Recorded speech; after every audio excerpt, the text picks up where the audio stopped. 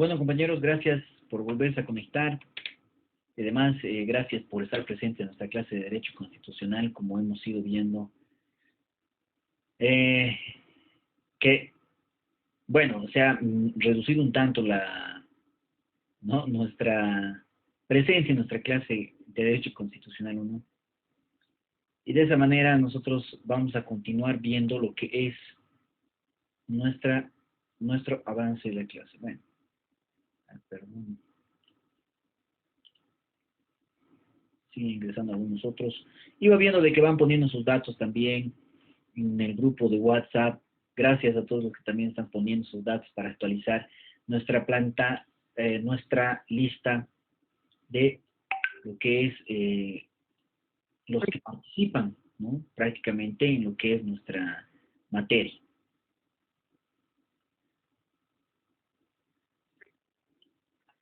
Bueno, nos habíamos quedado entonces viendo lo que es el derecho constitucional como una ciencia, ¿no?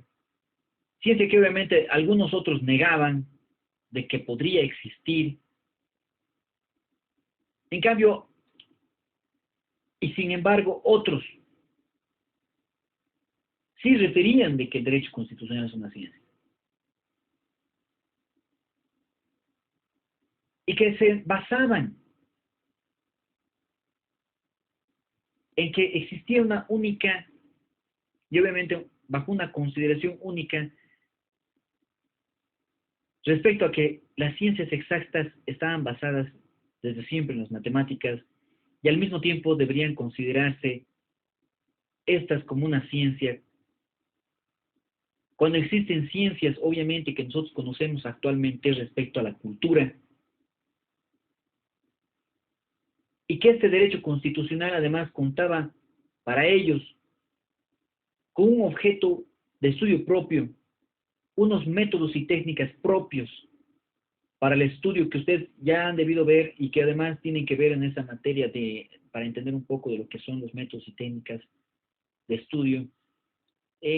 No sé si realizan en la universidad, no recuerdo muy bien la materia, tal vez métodos y técnicas de investigación,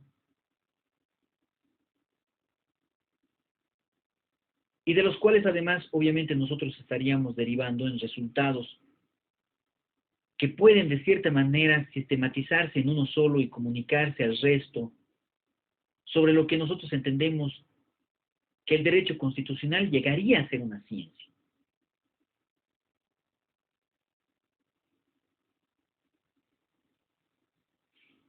Tenemos que deducir, compañeros, que existe un objeto mediante el cual nosotros vamos a tener que desarrollar la ciencia del derecho constitucional. Y el objeto de estudio del derecho, de esa ciencia del derecho constitucional, desde siempre tendría que venir a ser el Estado. El estudio del Estado del cual nosotros actualmente somos parte.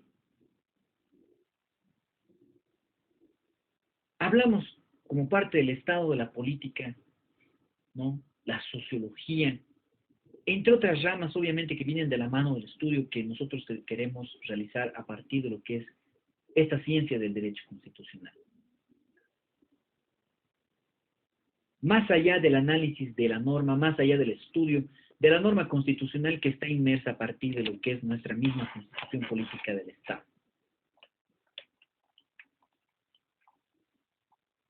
Ustedes tal vez ya se preguntan, compañeros, no sé, no entiendo para qué el estudio entonces del derecho constitucional, ¿no? ¿Por qué nosotros tenemos que remitirnos al estudio de este derecho constitucional como si realmente fuese, ¿no?, una ciencia a la cual nos vamos a tener que abocar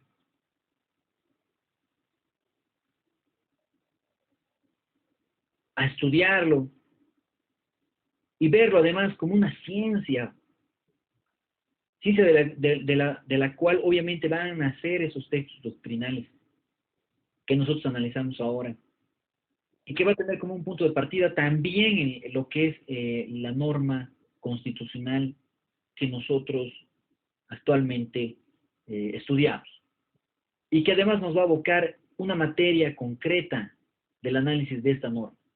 como es el derecho constitucional 2 dentro de nuestra universidad, ¿no es cierto?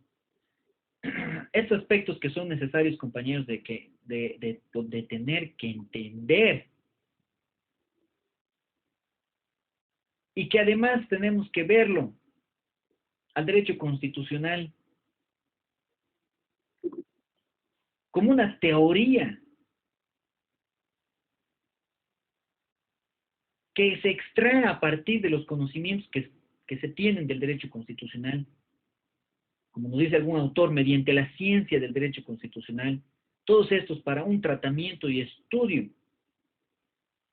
que bien tiene que venir a ser sistematizado y organizado en esas instituciones jurídicas constitucionales. Hablamos como instituciones jurídicas constitucionales el mismo Estado, ya les he dicho, el estudio del gobierno, la democracia, el sufragio que existe dentro de la norma constitucional, esta que llega a denominarse teoría constitucional. Teoría constitucional mediante la cual obviamente nosotros vamos a tener que entender que llega a ser el conocimiento abstracto de estos conceptos constitucionales que son fundamentales. El derecho constitucional 2, para que nosotros tengamos que ver por qué del estudio del derecho constitucional, a partir de esta primera parte, analizamos el tipo y el estado en sí dentro del cual nosotros nos encontramos inmersos, ¿no? Analizamos esas bases fundamentales del Estado en base al tipo de estructura económica, en base al tipo de gobierno dentro del cual nosotros nos encontramos. Hablamos de una democracia que de cierta forma es y va a ser siempre, ¿no?, ejercida por el pueblo mediante un sufragio que en la misma Constitución Política del Estado nos viene a referir. Podemos remitirnos tal vez a la estructura también social que tiene artículo 11 de la Constitución, artículos y siguientes además, artículo 7 de la Constitución sobre los valores supremos que se tienen dentro de la Constitución, principios y valores obviamente, ¿no? El artículo 7 de la Constitución Política del Estado, aspectos que se tienen que tocar respecto a esa teoría del derecho constitucional y además de tener que asumir que el derecho constitucional llega a ser una ciencia de estudio. A partir de esta clasificación que nosotros estamos viendo en pantalla, ¿no? Del estudio del derecho. La importancia que tenemos nosotros que darle a al estudio de nuestra materia. Vamos a ver, compañeros, más adelante también, y tendríamos que verlo ahora,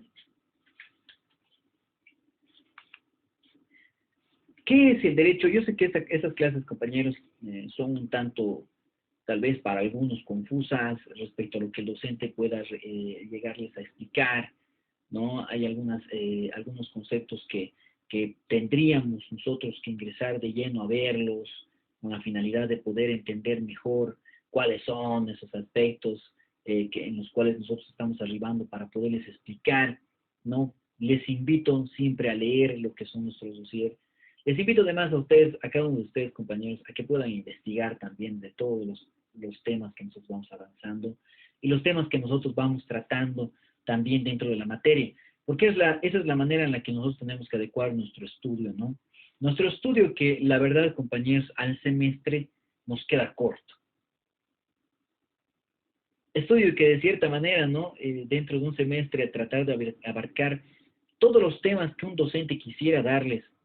No hablamos de 4 o 5 meses máximo que nosotros tenemos para poder desarrollar toda la materia, compañeros. De cierta manera tratamos de darles lo mejor que pudiesen ustedes entender y abarcar dentro de cada una de las materias. Eso yo le puedo apostar por cada uno de los docentes que están en la universidad, ¿no? Que a veces, y especialmente el derecho constitucional, puede llegar a ser tan complejo que necesitaríamos mucho más tiempo para poderlo desarrollar. No sé si alguno de ustedes tiene alguna consulta que quiera hacer. Mientras tanto, yo quisiera pasar a ver lo que es el derecho constitucional clásico y de qué manera nosotros podemos entenderlo. Tenemos dentro de nuestro texto también el texto del doctor José Iván Kovic, que es un abogado, obviamente, con el cual en algún momento hemos litigado. ¿No? ¿En qué página está? 37 de Ivankovic. A ver, vamos a buscar. Es un docente constitucionalista netamente, pero ha sido este señor es especializado en derecho constitucional, ¿no? Tal vez algunos de ustedes lo conocen, no sé. Sin embargo, tenemos de igual forma su texto para poderlo analizar, ¿no? A ver, vamos a buscar. ¿Dónde está? El 37 de...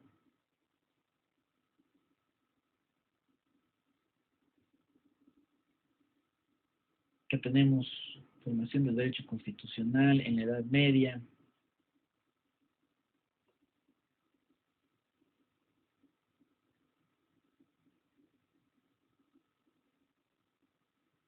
Constitucionalismo social, que nosotros vamos a ver el clásico, el contemporáneo, queremos ver un poco, a ver qué nos dice.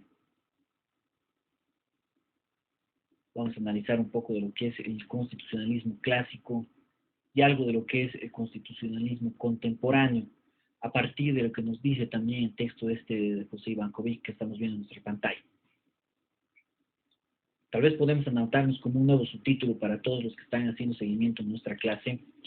Y además para todos ellos, los que obviamente van a venir a ver nuestras clases pregrabadas, ¿no? En nuestro canal de YouTube, como se ha venido refiriendo, ¿ya? Remítanse entonces a lo que es nuestra plataforma, el momento que ustedes quieran. Hay algunos que obviamente y seguramente están grabando la clase, ¿no? Para poder rememorar o recordar, o cuidado, me estén grabando solo con la finalidad de que puedan en algún momento revisarlo si nunca lo hagan, compañeros, ¿no? Para eso tenemos también nuestro canal de YouTube, para que ustedes puedan ir viendo o escuchando también la participación de los compañeros. ¿A qué nosotros nos vamos con el análisis de lo que ha sido el derecho constitucional, o de lo que nosotros debemos conocer como lo que es el derecho constitucional clásico, a distinción de lo que deberíamos entender que es el derecho constitucional contemporáneo? Algunos de ustedes tal vez quisiera participar o decirnos, a ver, ¿qué entendemos por constitucionalismo clásico?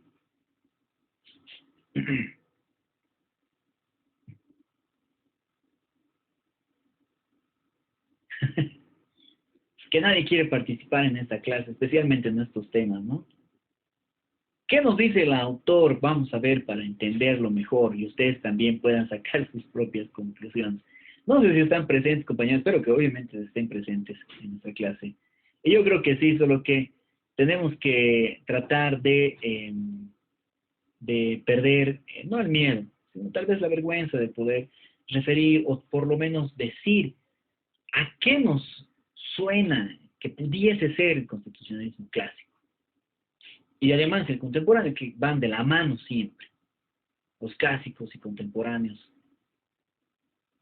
A ver, ¿qué nos quiere decir, compañero Marco Mosqueira? A ver. Buenas noches, doctor. ¿Cómo está? ¿Cómo está? Buenas noches. Podríamos quizás partir, ¿no?, de una idea para poder comprender mejor el constitucionalismo clásico, propiamente dicho por Bolivia, parte, ¿no?, justamente de la adquisición de un modelo. En este caso estamos hablando de la constitución política basada en un modelo francés e incluso quizás hasta norteamericano.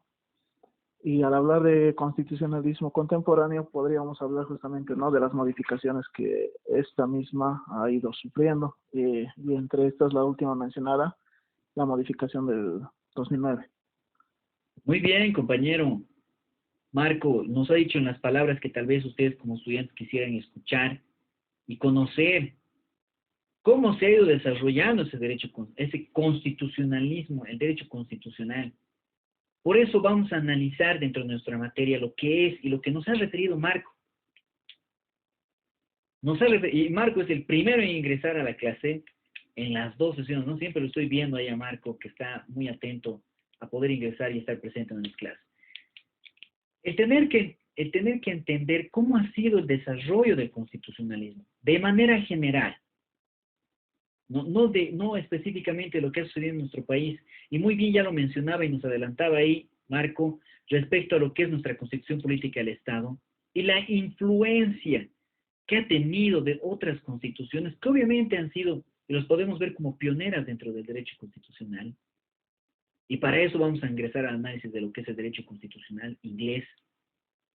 El derecho constitucional inglés, que es tal vez uno de los más específicos en el estudio, y el derecho constitucional francés, que nace a partir de una revolución. El derecho constitucional inglés, que ha tenido cierta relevancia también, respecto a que estas eran igual colonias inglesas, ¿no es cierto? En un territorio extranjero, donde obviamente han luchado también por su liberación, por su libertad, ¿no? Por eso es que hablamos, y nos dice el autor, para distinguir el constitucionalismo demoliberal, que ha surgido a fines del siglo, hablamos del siglo XVIII, del contemporáneo, dice también, constitucionalismo social, o de Estado social de derecho, señalamos las siguientes o los siguientes caracteres principales de uno y de otro de estos aspectos que nosotros estamos analizando. El constitucionalismo clásico y contemporáneo descansa en el concepto de una soberanía nacional que expulsa, nos dice, ¿no? Que despoja al monarca como un absoluto soberano. Porque dentro del estudio del derecho constitucional francés estamos dando los preámbulos de estudio para el análisis de lo que es esa evolución histórica que ha existido a nivel mundial, obviamente estamos hablando, y qué es lo que nos ha quedado de esas revoluciones, de esas situaciones que han sucedido. Desde un principio en el derecho constitucional inglés obviamente conocíamos a nosotros a un soberano, hablamos de un monarca absoluto. Actualmente hablamos de un soberano respecto a la sociedad en su conjunto. Ese monarca absoluto que nosotros, y me incluyo porque somos parte de la humanidad, somos humanos y nosotros por el hecho de ser humanos tenemos derechos y ahí nacen los derechos humanos específicamente solo por la esencia de ser humano. Tenemos un monarca que se nos refería que era el designado por Dios, la persona que Dios lo había elegido para que nos gobierne, para que gobierne tal vez esos otros estados, como pudiésemos dar el ejemplo del estado inglés. Obviamente ha habido también monarcas franceses, europeos, que actualmente vemos que siguen subsistiendo, ¿no? Incluso hay algunas ¿no? películas, hay series, ¿no? En diversas plataformas virtuales, donde nos muestran esos aspectos en los cuales se ha ido evolucionando esa monarquía. Y ese soberano que tenía la titularidad y ese atributo, ¿no? Que ha tenido que ser trasladado hacia una nación. Y hablamos por eso de la sociedad. Actualmente por eso, ¿no? En algunos programas que ustedes ven anoche acá en nuestros canales nacionales, nos dicen, ¿no? A ver, vamos a consultar al soberano. ¿Qué dice el soberano? Dicen, ¿no? Alguna periodista ahí. ¿Pero el soberano quién es? No es el que mandó el mensaje. Es la sociedad en su conjunto.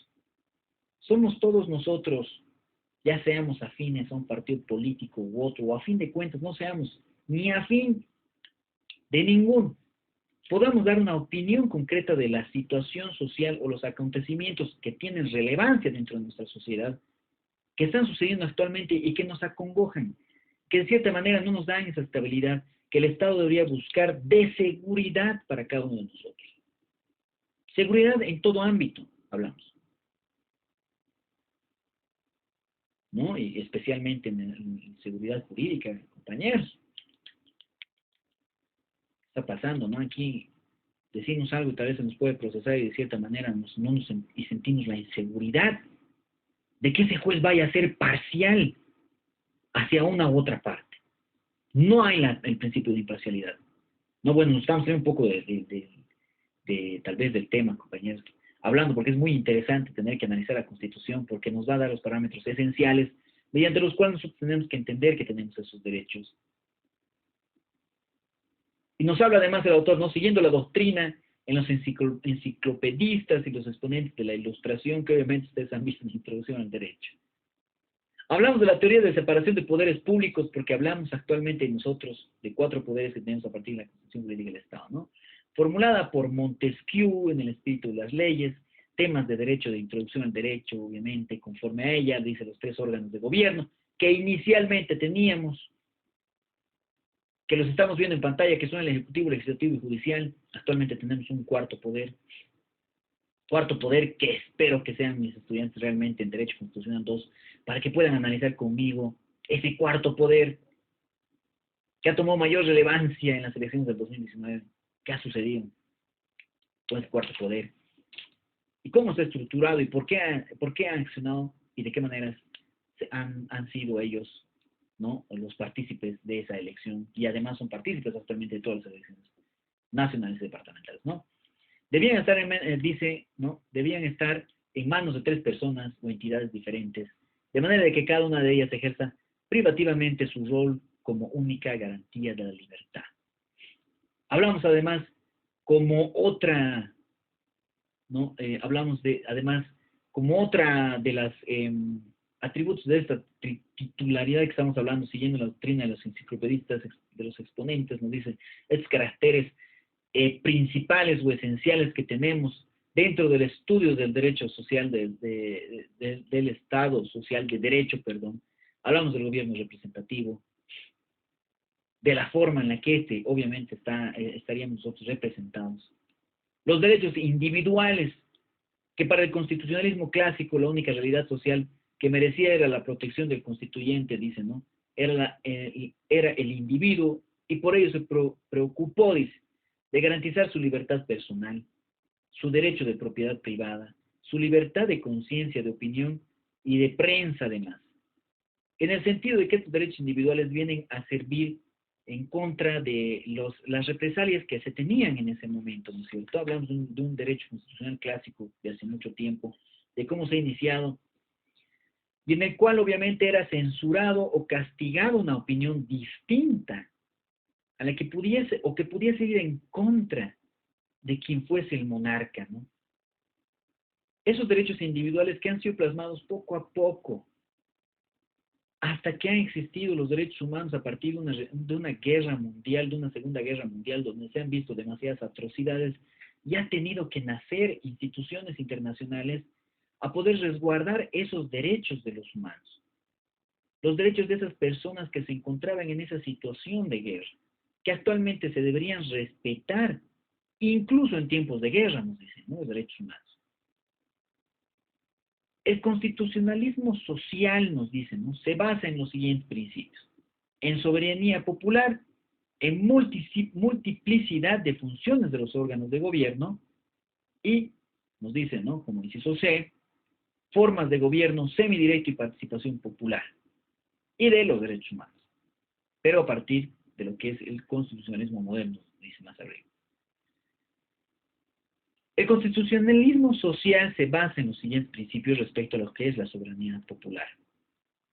Actualmente nosotros la entendemos como que ésta reside en el pueblo, que somos nosotros, entendiendo para tal, dice, ¿no?, al electorado, en oposición a la soberanía radicada en la nación, nos dice. Esto implica la revocabilidad del mandato popular que nos da la atribución, nuestra propia Constitución Política del Estado, respecto a esta soberanía popular.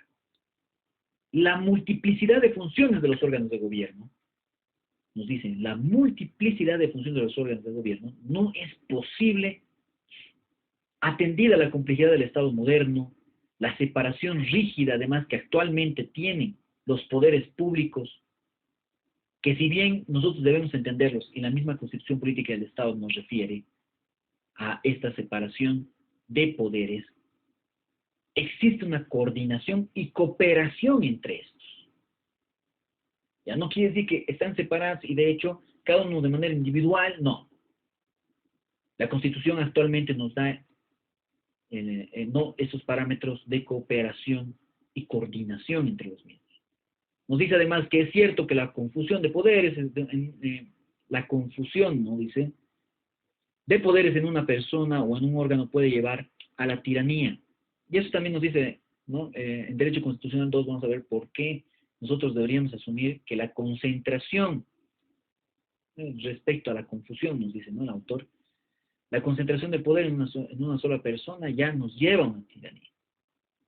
Por eso, y esto lo decía un autor, no recuerdo quién es, igual Montesquieu creo que dice, por eso no es razonable que cada órgano de gobierno ejerza sus funciones de forma privativa y exclusiva. Lo lógico es que exista una multiplicidad de funciones en cada uno de ellos, sin afectar las atribuciones de cada uno de los órganos. Por eso es que debe existir, y nuestra Constitución Política actual nos refiere la existencia de una coordinación y cooperación entre poderes que, si bien de cierta manera están separados, tienen la obligación de coordinar y cooperarse entre cada uno de estos. Más allá, dentro del estudio del derecho constitucional que nosotros estamos viendo, que es el derecho constitucional clásico y contemporáneo, tenemos a las formas de gobiernos que nosotros entendemos como gobiernos semidirectos y de participación popular, ¿no? El gobierno representativo, por si acá estamos hablando de un tipo de gobierno, ¿no? Formas de gobierno. Gobierno representativo implica la elección de gobernantes por periodos fijos, durante los cuales puede existir cierto distanciamiento entre el elector y el elegido que de cierta manera se puede llegar a cumplir, ¿no? Dentro del constitucionalismo moderno se ha incluido, dice, el sistema de representativo de formas de gobierno semidirecto que hacen más directa la relación entre el gobernante y los gobernados.